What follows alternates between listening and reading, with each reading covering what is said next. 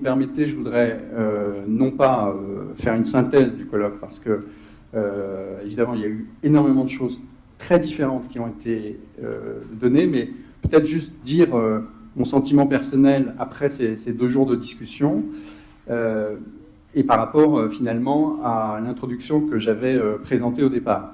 Il me semble que je ressors de cette expérience de discussion collective que nous avons tous eue ensemble, à la fois avec une espèce de confirmation finalement des enjeux théoriques, politiques, civilisationnels, territoriaux, de patrimoine, de globalisation, de perte des savoirs, de préservation, d'importance pour l'humanité sur ces questions de médecine traditionnelle et de tradipraticiens.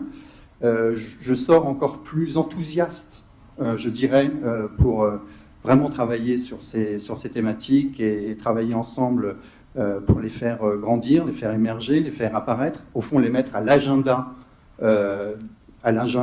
académique, bien plus qu'ils ne le sont jusqu'à présent, avec aussi une plus grande confiance, c'est-à-dire finalement il faut assumer cet intérêt, je crois. Nous avons un exemple, le professeur Sonogo, on a vu dans son expérience la ténacité, le courage de tenir des positions, etc., et de ne pas se laisser ni décourager, ni influencer, mais en gardant bien les objectifs et d'avoir cette vision de cœur, je dirais, et de l'avoir fermement attachée. Donc je ressors de tout cela et en même temps je saisis peut-être beaucoup mieux la complexité, peut-être l'une des raisons pour lesquelles jusqu'à présent il n'y a pas eu suffisamment de synergie, d'accord, parce que finalement dans toutes les interventions, les gens sont très différents. Je découvre le monde des pharmacologues, des chimistes, des anthropologues. Même si on a l'air de parler de la même chose, en réalité, on a chacun des objets. C'est-à-dire qu'on construit l'objet médecine traditionnelle pour chacun d'entre nous. C'est pas tout à fait la même chose en réalité. Et donc, il faut arriver à tisser suffisamment de liens théoriques, d'écouter les autres. Donc, c'est aussi encore, professeur Sonogo va être notre inspiratrice principale. Écouter. C'est-à-dire, effectivement, je me pose cette question. Je crois avoir une réponse et le premier réflexe, ça doit être de dire bah non, j'oublie et j'écoute ce qu'on me dit.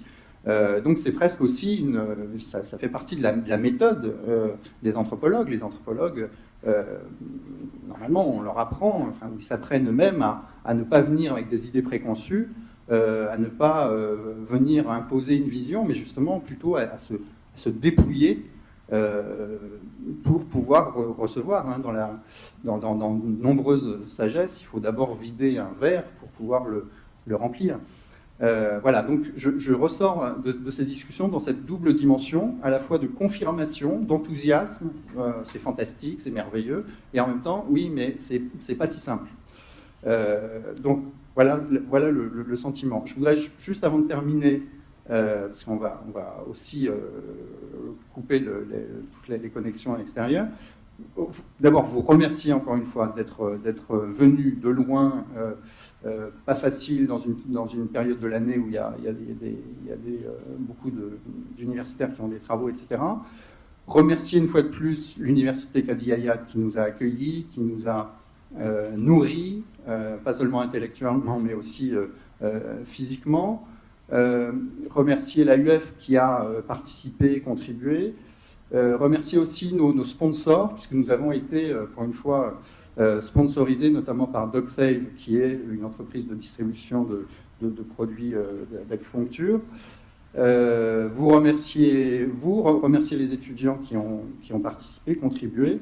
Maintenant, je remercie aussi finalement tous ceux que je ne vois pas et que je ne connais pas, mais qui ont été présents à travers des réseaux sociaux, à travers YouTube, à travers parce qu'il a été largement diffusé. Et en fait, il y a beaucoup plus de gens qui nous ont écoutés que les gens qui sont finalement dans cette salle.